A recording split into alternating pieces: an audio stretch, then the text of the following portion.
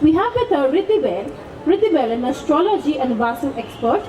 She thrives in promoting happiness and prosperity through astrology and Vastu principles. Good afternoon, everybody. Thank you so much for not running away to lunch. We have a very intriguing topic, as you know. My name is Shobha Tharoor Srinivasan. I'm not an astrologist, but we have two experts, one on either side. I'm sure many of you were very intrigued by this wonderful title about sun signs and love signs. I know as a teenager, I was also someone who looked through sun signs in the Linda Goodman books. I bet all of you have. But the people we have with us today are experts in Vedic astrology, which is a little bit different. Not about star-crossed lovers in Shakespeare, or about planets not necessarily aligning, as we saw in Hardy's, tragic stories where he created opportunities for things to go wrong. We have astrology and the notion of some kind of divine or scientific power affecting our lives is there in literature in many, many different ways. But what you will hear today is from two experts who will tell us that astrology is far beyond sun signs of Linda Goodman's or even the love signs that we look at every morning in the newspaper. Ridhi, I know that I looked you up when I was told to do this panel, and I discovered that you come from a long line of astrologers. I think it was your grandfather, or was it your father who was a... So Ridhi, can you tell us a little bit about yourself?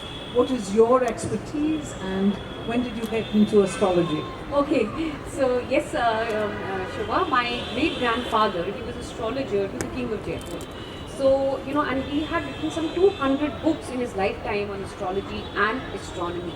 So, as a child, I would see scholars coming and, discussing his books. There were seminars conducted on his work. And this, I was very clear from childhood that astrology is not about, wearing a gemstone or putting a tilak or tying a thread. I knew it's something which is serious and which needs to be studied. Then only one becomes an astrologer.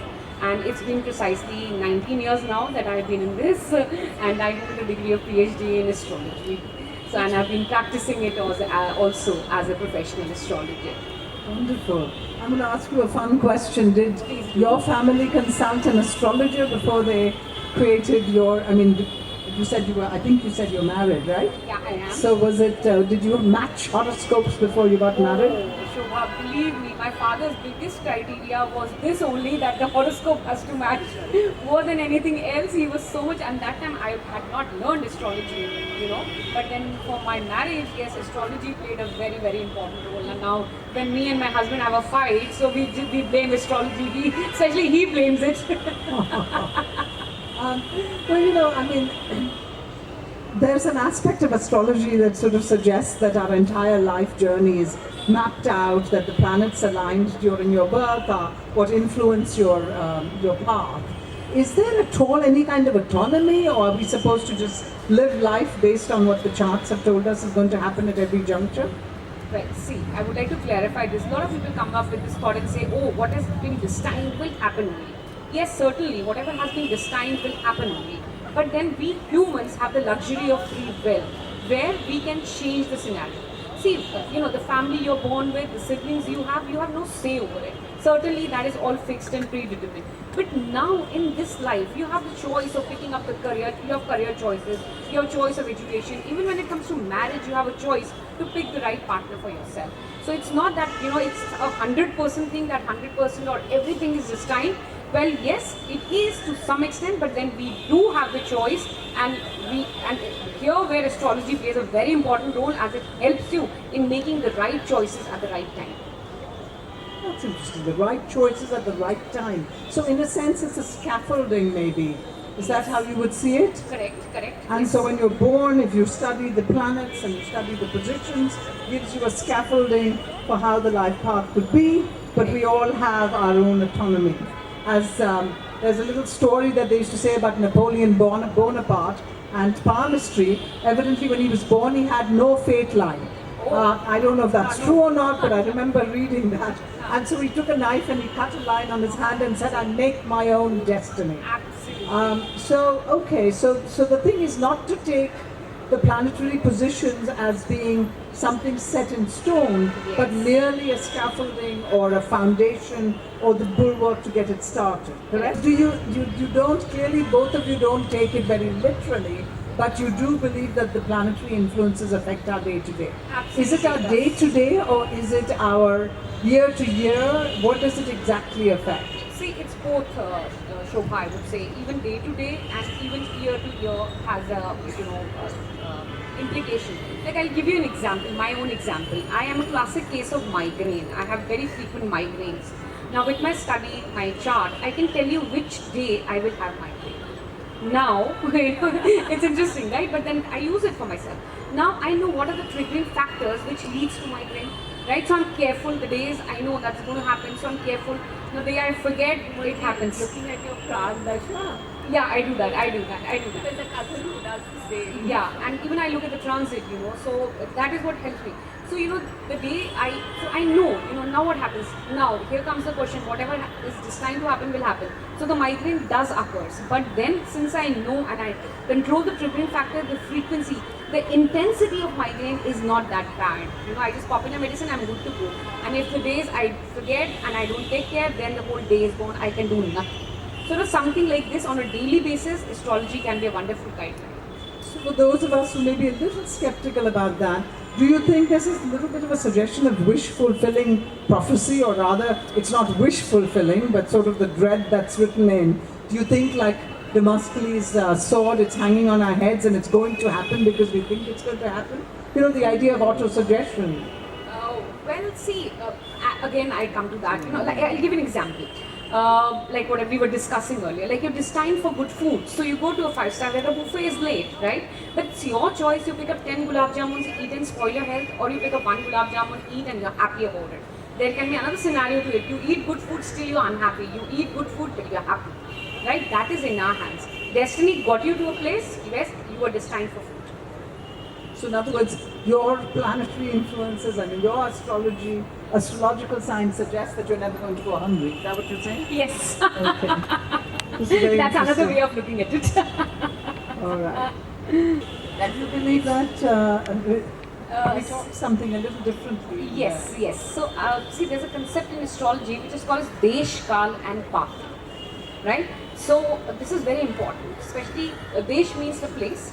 Now, in India, the concept of marriage is very different whereas what it is in West, So, when we see a horoscope of somebody who's been born and brought up and has Indian values, for them, if we make predictions about marriage, it will be different from somebody who's been raised in the West, right?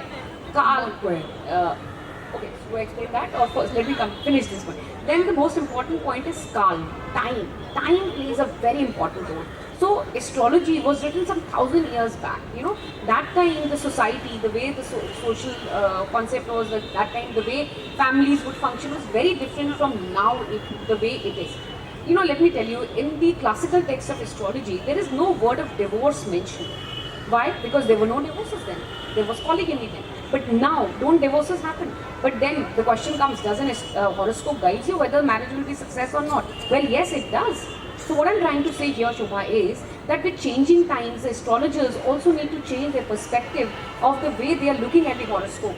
Now, where the disconnect happens where they are stuck with the same age-old ideas. They might say, oh, in this classical book, this is mentioned and therefore I predicted this. Yeah, he is right. But then one has to, change, as I said, with changing times. You can't simply copy-paste from what was written some 5,000 years ago because it was valid way back then. It is not valid now. Forget 5,000 years back. Let us look at 25 years from now. Look at the way the society has changed. When my parents got married, love marriage was a complete no. There were very few cases, right? But now look at the way society has changed. Now arranged marriages are very rare. Or as a matter of fact, a lot of couples come to me where, having children is becoming a very big problem, which earlier was not so. So can a horoscope tell? Well, yes, I have guided so many, couples by seeing their chart and telling them that, you'll have to undergo a medical treatment or adoption is something which is good for you. So this is how, interpretation can make a lot of difference.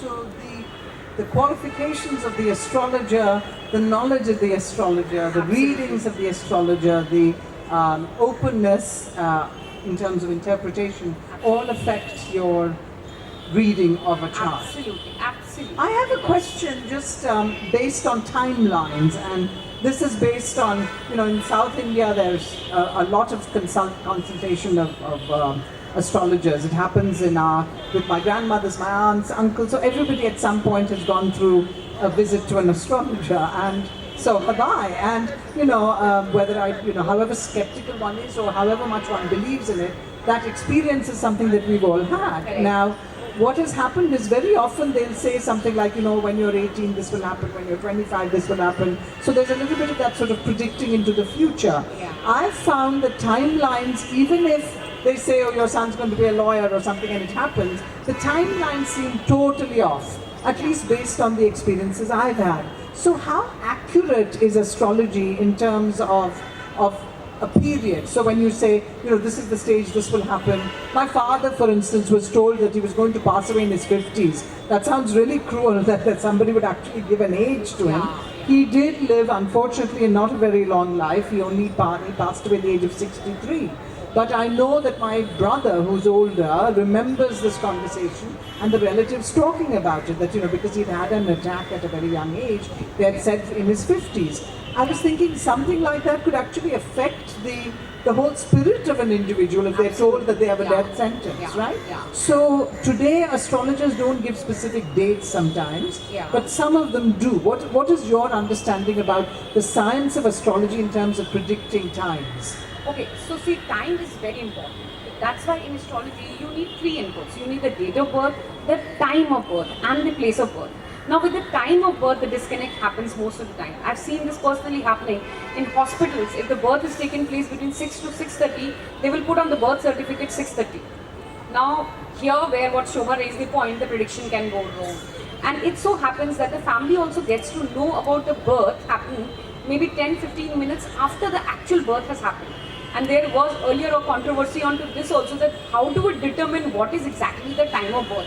Is it when the head of the child is visible? Is it when you cut the umbilical cord? Now I met a very learned astrologer and he said no, when the first cry happens, because that's the first breath an individual has taken on this planet, so that is the time of birth. So now this is also controversial. Seconds can affect your chart. Yes, Shubha. So But It's the same why their lives so different. It's environment. it's environment and the Kal, Desh, Kal, Parishthi, all of see, that I'll as tell you well. what, I'll explain this here, what Shalini explained. It becomes a little technical, so if you allow me, what she said about the Lagna. So it's 30 degrees. So 1 degree is 4 minutes. Lagna is basically the sign rising at your time of birth in the eastern horizon. In the eastern horizon, I repeat again, right? So that's why the time of birth plays such an important role. So like what she rightly said, if your birth is taking place when the Lagna is changing, when it is 28 degrees, or even I've had births which are 29 degrees or 00 degree, that means the changes just happened. Now determining the Lagna there can change the whole picture. Now talking about twins, in astrology, you must have seen a horoscope, a kundli, there's a picture with little, half With the little squares. half squares in different regions and different horoscopes. Okay, so there is something called as a Lagna Kundli. Then there are 16 divisional charts, right, where the life unfolds, and those divisional charts can change within a difference of few seconds, and that is where the difference comes. Right, so therefore twins born to the same parents, same time, same place have different destinies. Very interesting. Well, I tried to ask you this, Shalini. I wanted to ask you too, Ridhi. Yeah. Have there been, have you looked at a chart and then discovered a surprise? Have you said something that didn't come true? Have you had these kind of experiences? Just curious. Yeah. Recently only, I predicted Donald Trump will win and he did not. Donald Trump Donald Trump will lose, Kamala Harris will win, and the opposite happened. So why? Yes. I'm curious to know why you predicted that. Based on his position of his Yes, chart? based on position of his chart. Certainly, that is the criteria. I'm an astrologer, so I'll study the chart. And I did study the chart, and based on the Dasha pattern, based on the charts, I did predict that chances of Kamala Harris are stronger than that of Mr. Trump, but then the opposite happened. So, But what was interesting is, especially in India and even in the United States, in the Indian papers, there was a lot of predictions from astrologers. Yeah. And so, of course, while we were sort of heading towards our destiny and our doom, that we saw a lot of predictions in which it suggested he would win. Yeah. So Yeah. you said he would not win. Yes, and these are absolutely. two different astrologers. Yeah. And based on the confidence of one, who Yeah. said, I've been, all these years, I've always predicted correctly. Yeah. This is going to happen. Yeah. I'm certain it's going to happen based on etc. Planetary Yeah. positions. Yeah. So you said that your assessment of the planets Yeah. suggested he wouldn't. He Is there wouldn't, any yes. reason why you think you may have made a mistake? Well, yes. See, I'm still figuring out why I made the mistake.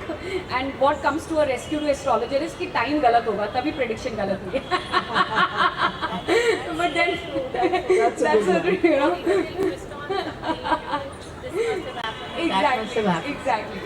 So, I can give you the technical reason for why I predicted, because Donald Trump was running the dasha of the planet, which is placed in the 12th house. Now, 12th house is the house for retirement. So now, how can a dasha, which is linked with retirement, make a person the president of a country? So Who that knows? means. They're saying Elon Musk is going to run the show. Well. But then still, see, he is the. Now, this has happened. So this is up to me to study and find out where I went wrong. Right? Good. Yeah. It's interesting. So one can be fallible in this science. Absolutely. Just as in anything in life. Yes. Interesting. And sometimes perhaps we're guided by our own thinking or biases or whatever. Correct. Shalini, what about you? I agree Do you to have that. did you make a faux pas at any time, or did you? I'm sure I did, but I don't really remember one. I remember the ones that came out true. That's wonderful. I don't want to take up I want to open it up to the audience. I know that many of you are here because you want to find out a little bit more about astrology. I understand that one of our Vedic astrologers here actually still practices and can be hired for consultations. Shalini, I don't know, but if this is your chance to talk to any of us, especially the Vedic astrologers, any questions? Hi, I'm glad you brought up the thing about, so when is the child born? Yeah. So astrology, because it goes back to the times of the Veds, the point is, so what, today a marriage is what it is legally, right? You get married the day you are registered, not otherwise. And then there were 8 kinds of vivah. Yeah. Kidnapping was also a kind of vivah. Absolutely. Gandhar Rakshas vivah. vivah. Yeah. And then you किसी को बलात् ले जाओ, बलात्कार से was not, बलात्कार was not rape. Yeah. बलात्कार was बलात्, जबरदस्ती किसी को ले जाना. So today, when astrology actually speaks of those 8 kinds of marriages, Yeah. as an astrologer today, which is the moment at which 2 people get married? When they consummate, or when they declare it socially, or when they use some kind of a divinity or some power to legalize it or sanctify it? Please. Okay. So you are very correct. There were 8 types of vivah. Now here again comes the point that Desh, Kal and Patra, those times are very different, Nowadays also in certain states of India, they still kidnap the person and they get married. That's also one of the types of marriages which was accepted then in the society. But now, as I said, things are very different. So answering your question directly is, marriage is actually when, you legally, get married. I mean, like if you are, doing the peras, or if you're doing, going to the court and signing, that is the time actually when. Let me ask you something. Yeah. So if a girl and a boy, or whoever 2 people get married, Yeah. but they walk away the very next day without having consummated it, Yeah. will the palm or the chart show it as reflect it as a marriage or not? Yes, it will show. In fact, even relationship nowadays, people are living in a live-in relationship. Now, a lot of people come to me, they ask, and I see there's a break in relationship. Now, break in marriage, or break in engagement, but that necessarily doesn't mean properly being engaged. That can also mean break in a relationship where they were just seeing each other. This one astrological chart, can it affect another astrological chart? So in a partnership, can you say, if you marry so-and-so, it will influence your business success or something else? Absolutely, like Shalini said this, a marriage, the 7th house, it is about partnership. So it's not just when we match charts for marriages, we even see for partnership. A lot of people come to me, I'm getting into a partnership with so-and-so person. Will it work for me? Or will me and my brother as partners will it be a successful venture? Yeah, so the parameters are same. Partnership is partnership. And even marriage, I suppose, living together can be called a marriage. Absolutely. So somebody who's sitting in Kerala looking at a chart, if you were in a live-in relationship in a city, they may say that you are married to so-and-so without... Yes. Absolutely. Yeah. Got And it. it's also, I think, the success of partnership or marriage, I think also depends on the temperament, right? Yeah. So I think that is kind of looked at in the chart. Correct. Any other questions? There is one thing that I want to know, that the initial times when these books were written, I think when Parashar wrote, there was no concept of suicide, that is Atmahatya, right? Now when the astrologers predict that ऐसे कुछ आसार हैं, how do you go about it? So like I said, when Parashar actually wrote Parashar Rora Shastra, there were a lot of things which were not existing then and they're existing now, right? So what we see is moon, because see what happens, when do you commit suicide? It is, you have negative thoughts. It is mind, which triggers, something in your mind triggers. So therefore moon plays a very important role. With moon, if there is any malefic influence, especially the researches that I have done, especially on suicides, their moon and Ketu's conjunction together has led to a situation like suicide. But then we can't just, whenever we make a prediction, we can't just hold one planet responsible. It's the planet, the transit, the dasha, everything comes into play. Right? So when it comes to suicide, yes, the condition of moon is to be seen. People who have weak moon have a tendency. It's not that they every time commit suicide. Even people who have suicidal tendencies, then also we need to check the moon. Thank you so much. Is something to add? Yes, ma'am. First of all, ma'am, it's been a very enlightening session. Ma'am, my question to you all is, considering the tremendous advancement of science and technology, the thing that we have entered the AI era, my question to you, how do astrologers make themselves relevant in this day and age? Okay, so see, astrology is a subject, it's a science. Like, you can ask the same question about medical science. That in the age of AI, or even say way back in 90s when computers were just coming in, when internet was a sensation, people would ask me this question, oh, now we can just type and go to an app and get to know what the future has to say. But there is always a human touch to it, right? And as Shalini also said, and as Shobha also got this point, every astrologer has their own interpretation, right? And then the study, how knowledgeable an astrologer is, plays a very important role. Now, I don't know how AI can help in getting knowledge to you. Thank you so much, all of you. It's a pleasure to see you all, and I hope some of your questions were answered. If you have further questions, you can always talk to our authors outside. Thanks for coming.